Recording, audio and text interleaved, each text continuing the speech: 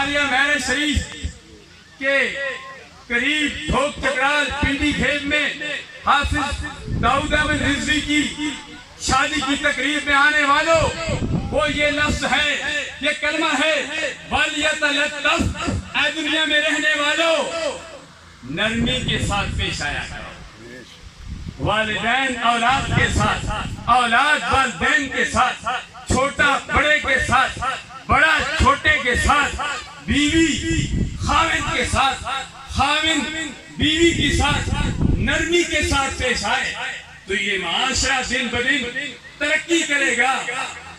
یہ قرآن مجید کی اس کلمے کے ساتھ آپ کو امام الانبیاء علیہ تحیت و ثنا کی ایک حدیث آپ کی نظر کرتا ہوں، پھر اس کے بعد دعا کی جاتی ہے۔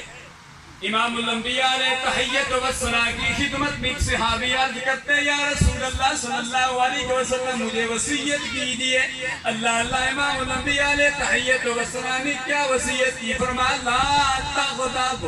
وہ صحابی مصطفیٰ دوبارہ عرض کرتے ہیں، سرکار یہی فرماتے ہیں، تیسری مرتبہ عرض کرتا ہے، یا رسول اللہ مجھے وصیت کیجیے۔ اللہ امام الانبیاء علیہ تحیت و ثنا نے تیسری مرتبہ بھی یہی کلمہ دہرایا، فرمایا لا تغضب، فرمایا غصہ نہ کیا کر۔ اللہ غصہ تمام بیماریوں کا جڑ ہے، اس لیے امام الانبیاء علیہ تحیت و ثنا نے ہر چھوٹے کو، ہر بڑے کو، ہر مرد کو، ہر عورت کو یہ بہترین انداز میں تربیت کی ہے۔ فرمایا تم غصہ نہیں کرو گے، پیار محبت کے ساتھ دنیا میں رہو گے تو تم دنیا میں بھی کامیاب ہو جاؤ گے، آخرت میں بھی کامیاب ہو جاؤ گے۔ آج